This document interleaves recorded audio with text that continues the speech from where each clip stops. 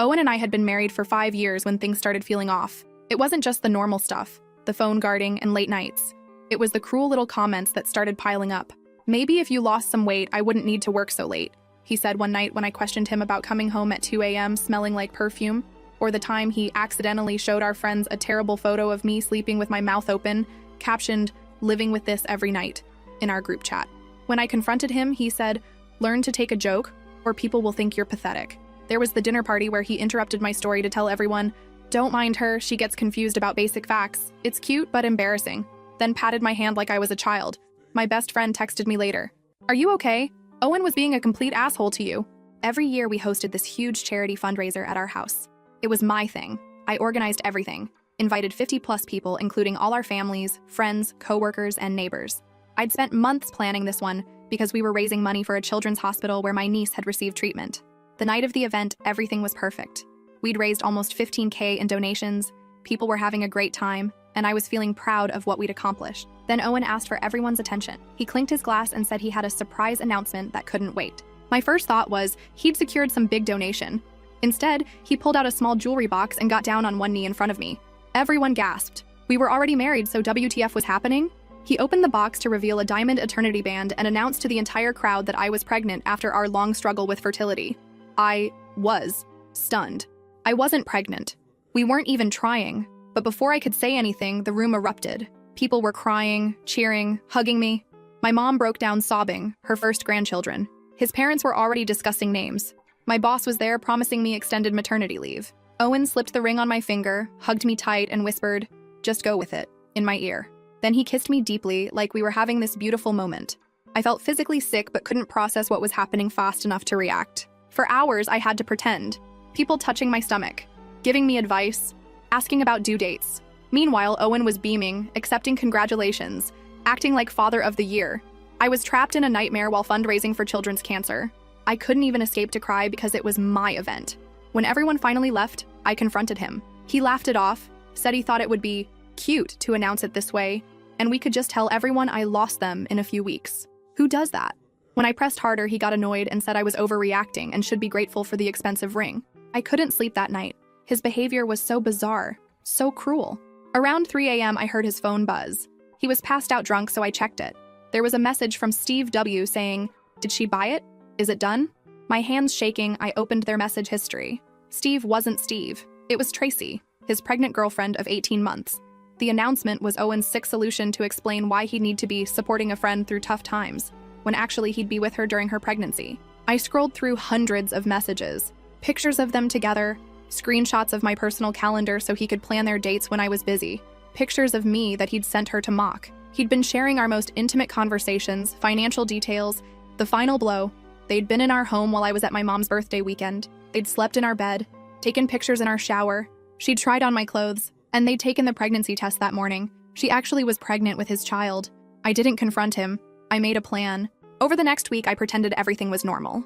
I contacted Tracy privately, and surprisingly, she had no idea Owen was married. He told her I was his unstable sister, who lived with him because I couldn't function alone. The pictures of us together, explained away as keeping up appearances for family. She was devastated. We met secretly. She showed me more evidence. Love letters, gifts, plans they'd made for their future. He'd bought them tickets to Paris for a baby moon, using our joint account. He'd been systematically stealing from our savings to fund his double life. Over $10,000 gone. 3 weeks after the announcement, I organized a pregnancy celebration dinner at our house. I invited everyone who'd been at the fundraiser, family, friends, colleagues, neighbors.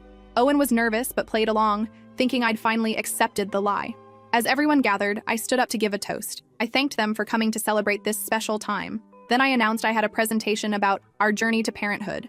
So yeah, picture this. Our living room is packed. The same people who just a few weeks ago were hugging me, crying, telling me how happy they were, are all back in my house, plates of catered Italian food in their hands, wine everywhere, my mom literally beaming from ear to ear. Owen's got his arm around me, squeezing my shoulder like he's the world's proudest husband. I can feel my jaw clench every time he does it, but I smile because I have worked so damn hard for this moment. Honestly, if you've ever had to fake joy while your insides are boiling, you know the feeling. My stomach was in knots. I was sweating in places I didn't even know could sweat. My hands were shaking so bad I almost dropped my glass. But I kept it together because I knew what was about to happen would be worth every second of this humiliation. I let everyone settle in. People are chatting, passing around baby name books. I kid you not, someone actually brought one, and Owen's dad is already offering to build us a crib. My mom is whispering to my aunt about knitting tiny hats. God. I stand up, tap my glass, and ask for everyone's attention. Owen looks at me with this smug, "See, I told you this would be fun," sort of smile, and I want to slap it off his face. But I don't. I just smile back. "Thank you all for being here," I say. "You've all been so supportive. It means the world to me and Owen." I swallow so hard I almost choke. I told you I'd have a little presentation about our journey to parenthood. So let's walk down memory lane together. I hook my laptop up to the TV and start the slideshow. At first, it's just normal stuff. Photos of me and Owen from when we first met. In the airport, for those asking, because we got stuck on a delayed flight and ended up sharing a $12 sandwich at 2 a.m. Not a cutesy rom-com story, but whatever. Our wedding, vacations, dumb couple selfies. The crowd is eating it up, laughing, awing, and then I flip the slide. The first text appears on the screen, a screenshot. It's Owen, texting Steve W., but the message is coming from Tracy's actual number. I made sure to highlight it on the slide. "Thank you, iMessage, for letting me show contact info." The message, "Did she buy it? Is it done?" The room goes silent, like dead silent. You could hear a pin drop. Owen's smile starts to slip, just a little, and he shoots me a look. Half confusion, half panic. I click again. The next slide is a photo of Tracy, smiling, very clearly pregnant, standing in our bathroom, holding up a positive test. The timestamp is right there.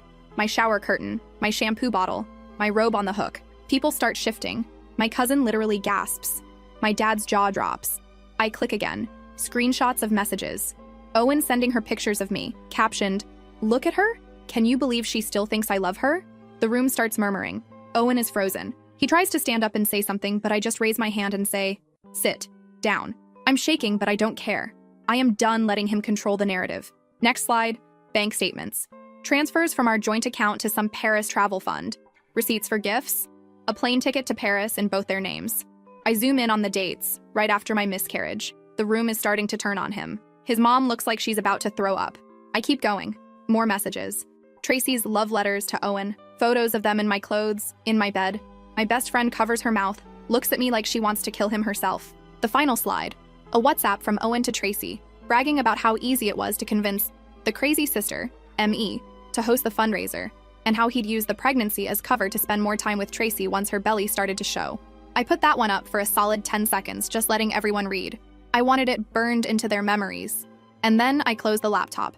I look right at Owen, who is now white as a sheet, sweating, stammering, trying to explain himself. But honestly, he can't even string together a single coherent sentence.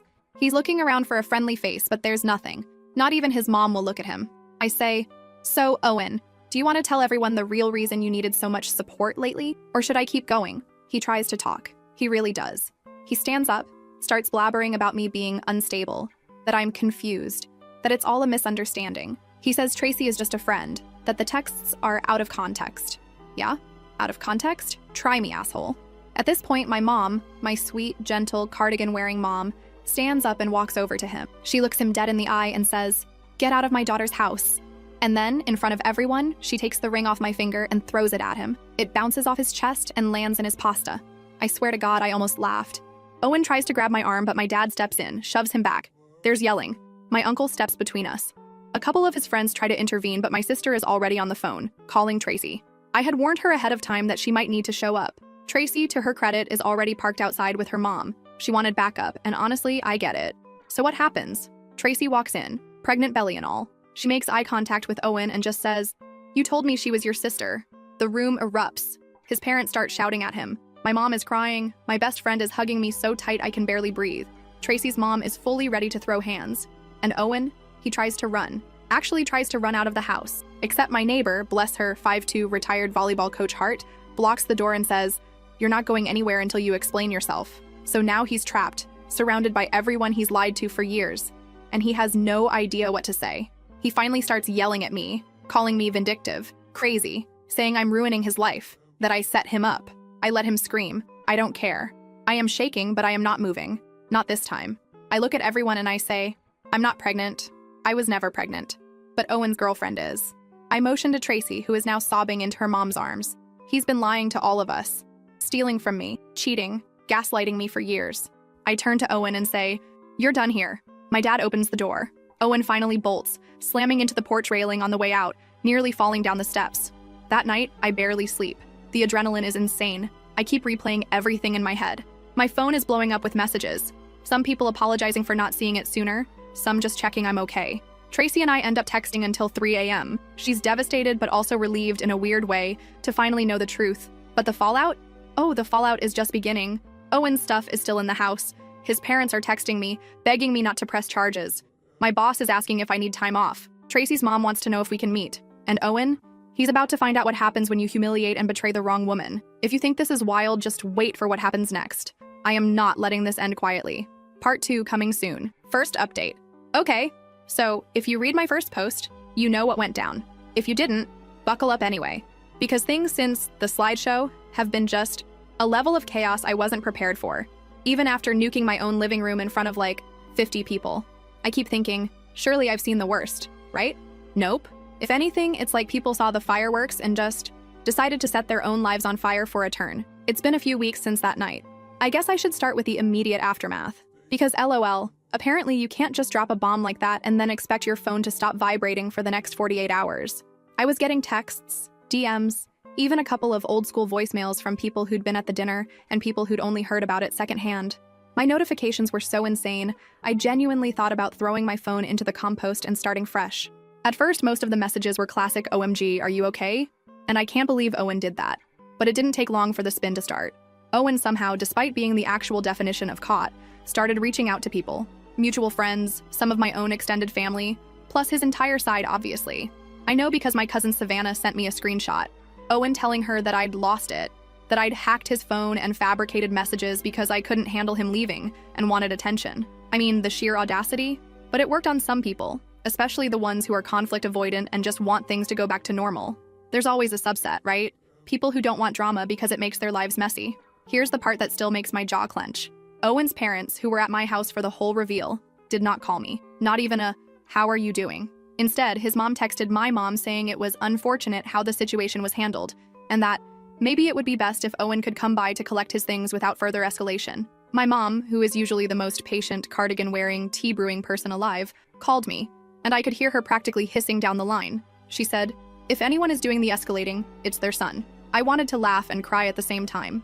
Owen, meanwhile, was blowing up my phone with messages that got progressively nastier as the hours ticked by. At first, it was a lot of, "Let's talk like adults, and we can fix this if you just apologize for embarrassing me." Apologize? For exposing his actual double life? I have no words. When I ignored him, it turned to threats. He said he'd make sure everyone knows what you've done, that I'd be sorry when people find out who you really are. He even accused me of ruining Tracy's life, and that I should watch myself because people talk. I blocked him. He started emailing. I blocked those. He started messaging through random numbers, then tried to get to me through mutual friends. He even called my dad. My dad, who has never liked Owen, not even at our wedding. Dad answered and just said, "Lose my number." I found out about this later when my dad showed up at my place, holding his phone like it had a disease. So let's talk about the family fallout, because honestly, I thought the friend group would be the biggest mess. Nope. Family drama is on a whole other level. My mom wanted to host a healing dinner and invite Owen's parents. Like we could all just sit down and untangle the last 5 years over roast chicken and store-bought pie. My dad, on the other hand, wanted to file a police report for fraud. Not sure he understands what counts as fraud but points for effort. Meanwhile, my brother Hank started a group chat called Owen is Dead to Us and kept adding Owen back in every time he left, just to annoy him. But the wildest part? Tracy. Tracy, who I honestly thought would just vanish into the ether to lick her wounds, called me, not a text, an actual call. She said, "I don't know who to talk to. My mom is furious and wants to move us out of state. Owen keeps showing up at my work. I don't know what to do."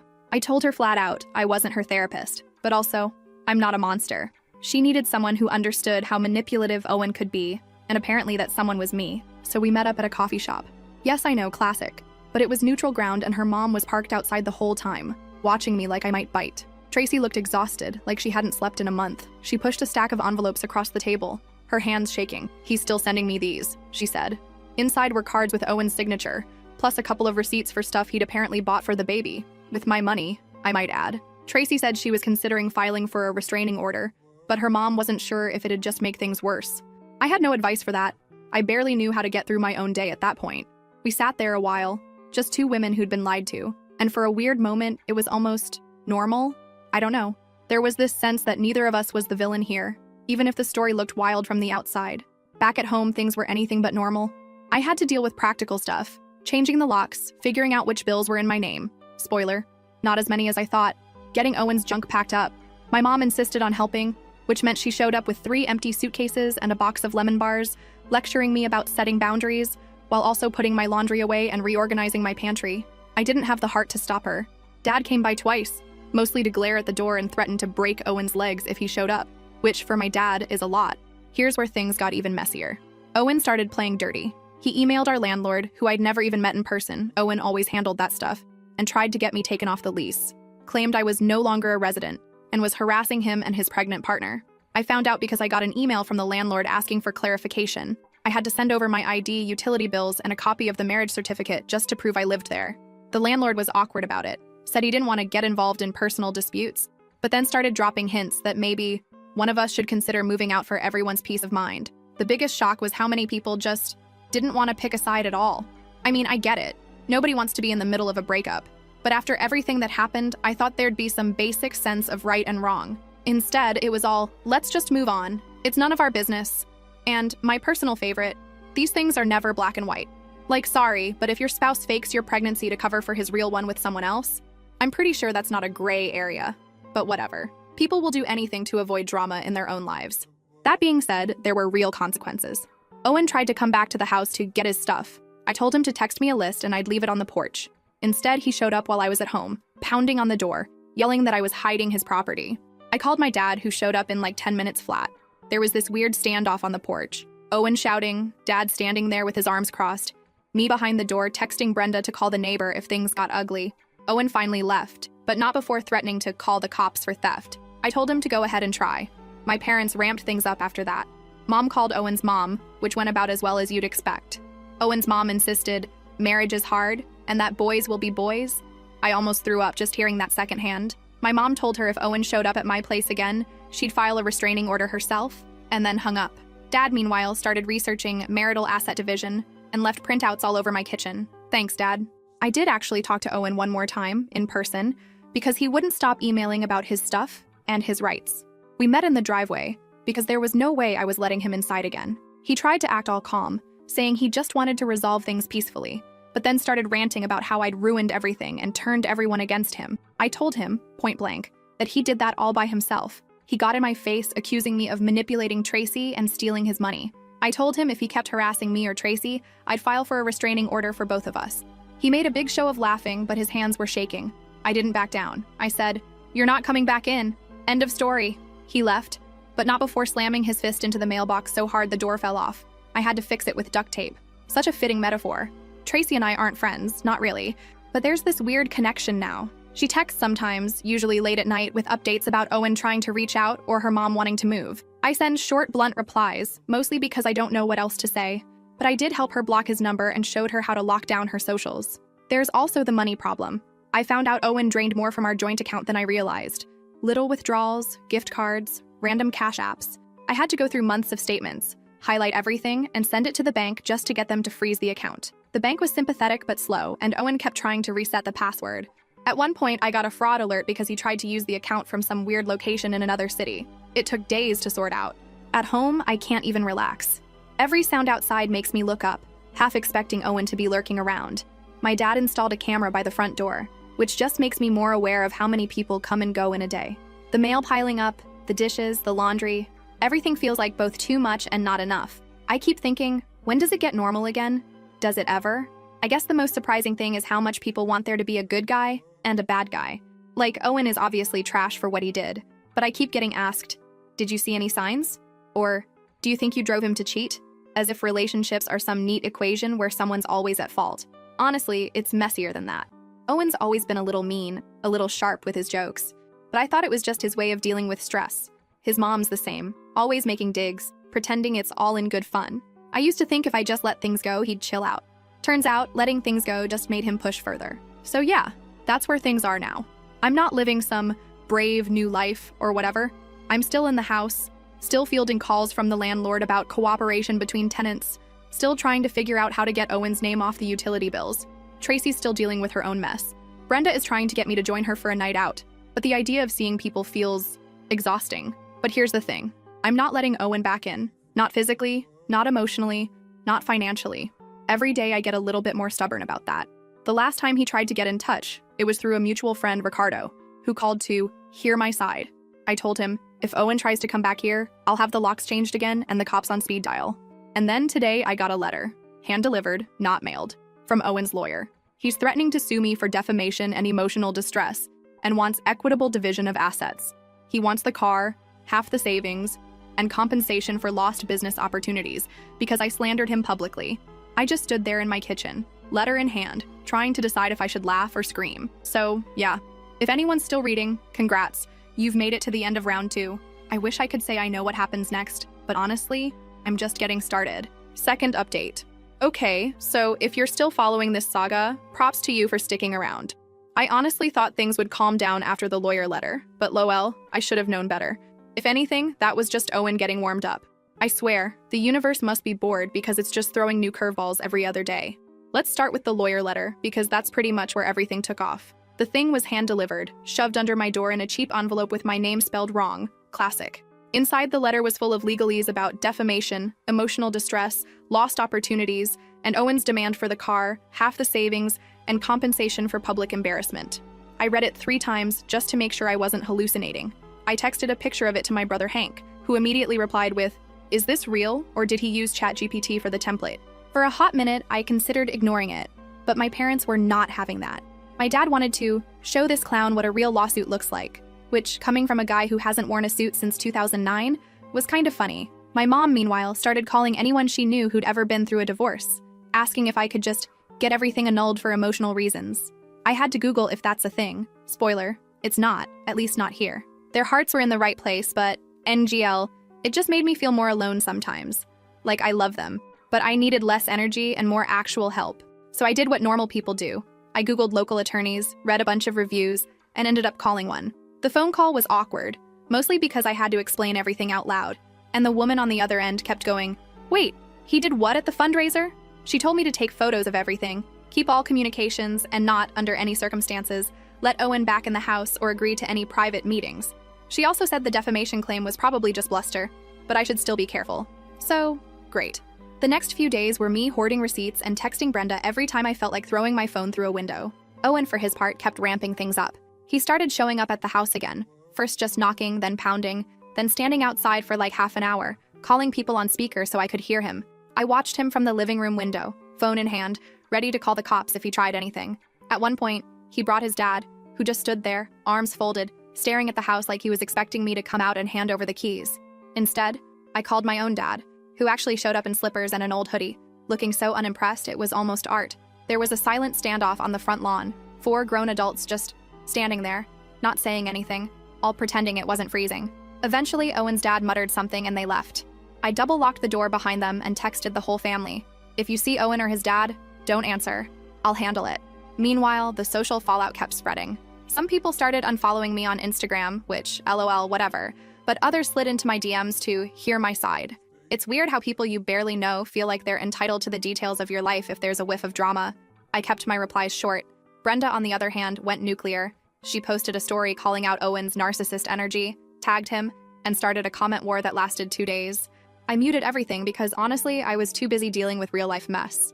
The weirdest interactions, though, were with people I saw out in public. Like, I went to Target for paper towels and a candle, and ran into Savannah from Owen's side. She did this awkward half-smile and said, "So, how's everything?" Like we were catching up after a vacation? There was a pause that lasted way too long, and I just shrugged and said, "You know." She nodded like that explained it, and then immediately turned to the next aisle. It's wild how people just want the bare minimum so they can say they checked in. Owen's mom finally reached out. Not to apologize, obviously, but to discuss the logistics. She wanted to know when Owen could pick up his belongings that I was refusing to release. I told her flat out that I wasn't refusing anything. I'd packed up everything he'd listed, put it in the garage, and changed the code. She got snippy, saying it was unreasonable not to trust Owen to come inside and get the rest. I said, after what he did, he's not setting foot in this house again. She started lecturing me about forgiveness and how everyone makes mistakes. I told her this wasn't a mistake. It was a pattern, and that if Owen tried to come inside, I'd call the cops. The call ended with her saying she was so disappointed in how I'd handled things. I just laughed. If being disappointing to people like that is wrong, I don't want to be right. The house was weird without Owen.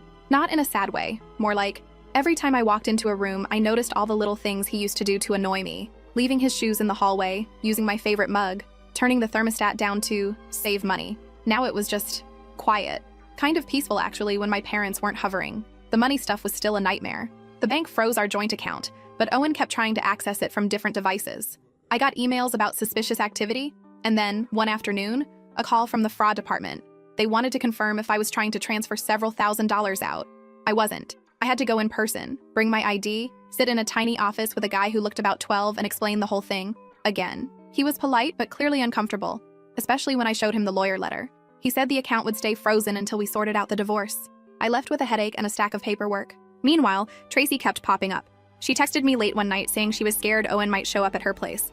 She said he'd been calling nonstop, sometimes from blocked numbers, sometimes even threatening to take the baby if she didn't help him clear his name. I told her bluntly that she needed to talk to someone. Family, police, anyone. She said her mom was already on alert, but she just wanted someone to hear her. I felt for her, I really did. But I also felt overwhelmed. I can't fix her life and mine at the same time. The next day, Brenda showed up with coffee and donuts, like some kind of chaos fairy godmother. She sat with me at the kitchen table, scrolling through her phone, reading out messages from people taking sides. Apparently, Ricardo, Owen's friend who was always a little too invested in our marriage, was trying to convince people that I was dangerous and unstable. Brenda laughed so hard she almost snorted coffee. She said, "If you're the unstable one, I'm a yoga influencer." We both lost it for a minute, and honestly, it felt good to just laugh about something. But then Brenda got serious. She asked if I'd thought about moving out, starting fresh somewhere else. I hadn't. The idea made me feel weird, like I'd be running away. At the same time, staying here meant living with all the ghosts of Owen's nonsense.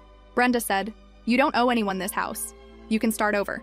I told her I'd think about it, but I could see in her face she wanted me to go. Not because she thought I was weak, but because she was worried I'd never really be free if I stayed.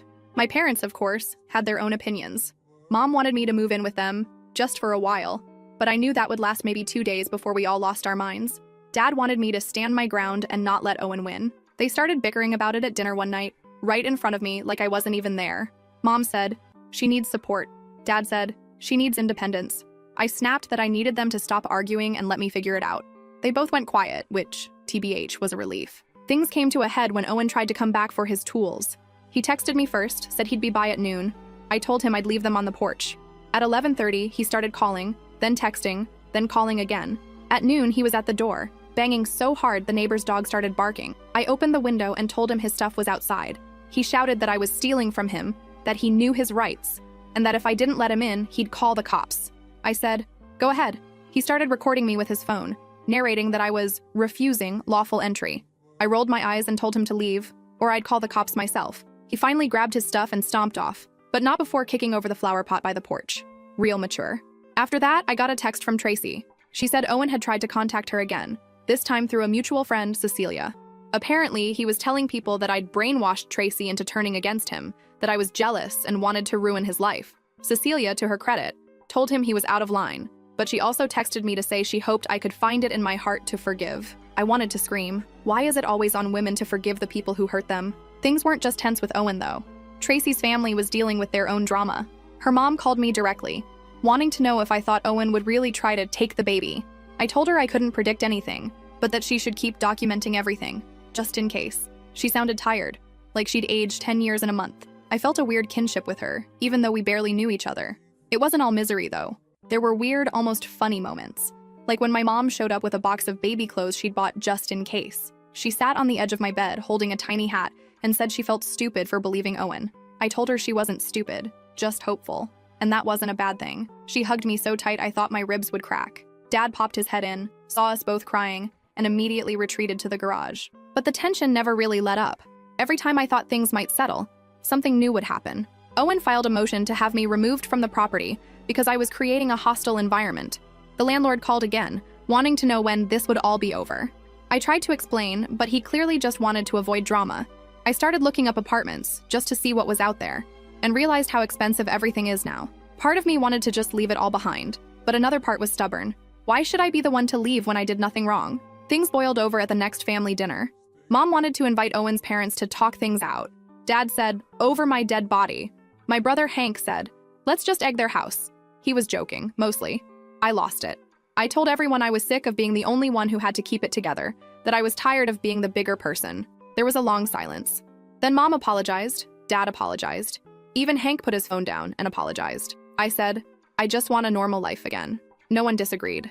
The last straw, for now anyway, came this week. I was coming home from the store, arms full of groceries, when I saw Owen's car in the driveway. I stopped cold. He was sitting on the hood, scrolling through his phone like he owned the place. I walked up and told him to leave. He said he just wanted to talk. I said there was nothing left to say. He said he'd take me down with him if I didn't make things right. I told him if he didn't leave, I'd call the cops. He got in my face, close enough that I could smell his cologne, and started ranting about how I ruined his life, how he could have had it all if I'd just played along. I told him again to leave. He finally did, but not before spitting on the ground and saying, "You'll regret this."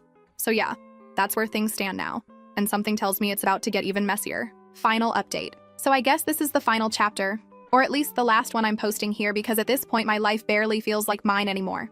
If you've made it through the last 3 rounds, congrats. You basically have a PhD in secondhand chaos. I kept thinking there would be a tipping point, some big moment where things settled, but honestly, it was like every time I thought I was getting my balance, something new landed on my head. After the driveway showdown, Owen on the hood of his car, threatening, me clutching groceries and trying not to scream, I didn't sleep much for days. My phone was a landmine, texts from Brenda asking if I wanted to crash at her place, my dad sending links to how to file a restraining order, my mom alternating between recipes and maybe you should just move home for a bit. Meanwhile, the legal stuff just kept grinding. The lawyer I'd found, let's call her Greta because apparently I collect Gretas in my life now, was decent at her job, but there's only so much you can do when the other side is, like, allergic to reality. Owen's lawyer sent another letter, this one demanding immediate mediation. Greta told me not to panic, it was just more posturing. But NGL, I felt like I was being stalked by paperwork. Every day, some new envelope or email or notification. At one point, I started keeping a folder in my notes app just to track who was threatening what. There's a weird kind of tired that comes from fighting over the same stuff on repeat. It's like being stuck in a glitchy video game. Same level, different monsters. Owen would text about his tools, then about his PlayStation, then about how I owed him for emotional labor. I started leaving his stuff out on the porch in boxes labeled in Sharpie, tools, electronics, junk. He'd pick them up at weird hours, never alone, sometimes with his dad, sometimes with Ricardo, whose stare always lasted a beat too long. They never came in, but the tension was always there, like a thunderstorm that wouldn't break. And then there was Tracy. I didn't expect her to stay in touch, but she did. A couple times a week, mostly late-night texts, sometimes a photo of her cat, sometimes just a meme, sometimes venting about how Owen was sending her guilt trip emails. Her mom called once too, asking if I'd heard anything about Owen planning something. I hadn't, and I told her that, but I could hear the worry in her voice. Tracy was due any day now. The last time we met, her idea, not mine, was at a little cafe uptown. She looked so tired. She said she was trying to get her head straight before the baby came, and wanted to know if I thought Owen would really try to go for custody. I told her, honestly, I didn't know what Owen was capable of anymore, but to keep her family close and document everything. Meanwhile, my parents kept circling, each on their own orbit. Mom baked enough muffins for a small army and tried to convince me to take a weekend at a spa with her. Dad spent a suspicious amount of time in the garage, fixing things that didn't need fixing, and going on walks where he just happened to pass by Owen's place. Hank started making a spreadsheet of potential replacement sons-in-law, which was mostly just a list of 90s boy band members, and that one guy from the gym who always wears Crocs.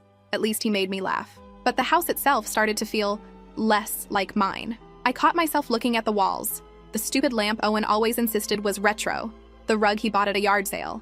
It felt like living in someone else's leftovers. The landlord kept calling, asking for updates, and hinting that maybe it'd be better if I moved out when the lease was up.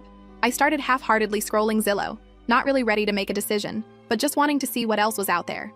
Everything was too expensive, too far, too not home. The real escalation came not with a bang, but with a series of tiny, stupid annoyances. First, the utilities. Owen had called and tried to get the internet shut off for non-payment, even though I'd already switched it to my name. The company called me, all confused, and I spent an hour on hold just to get it sorted. Then the car insurance. Owen reported the car stolen, even though the title was in both our names. That one actually brought a cop to the house, who after a very awkward 15 minutes and a tour of the glove box, left looking bored and annoyed. The car stayed with me, but the paperwork seemed endless. Then it was the trash bill. I got a notice that the account was delinquent. Turns out Owen hadn't been paying it for months, and the company was threatening to stop pickup. I called, explained everything, paid the balance, and asked them to put it in my name. The lady on the phone sounded exhausted, like she dealt with this kind of drama daily. She said, Just make sure he can't call to cancel anything else. If only it were that easy. But the worst was the day Owen's mom showed up at the house. No warning, just rang the bell at 9 a.m. on a Saturday, holding a box of Owen's childhood mementos and a folder of papers she wanted me to sign. She started in with the same old lines. How boys will be boys. How I shouldn't make things harder than they need to be. How family is all you have in the end. I told her, as politely as I could, that I wasn't signing anything until my lawyer had seen it, and that she needed to stop showing up unannounced. She tried to push past me, said she just wanted to get a few things from Owen's old room. I blocked the door. She tried to guilt trip me, but I didn't move. Eventually, she gave up, left the box on the porch, and shuffled back to her car. That night, I got a text from Tracy.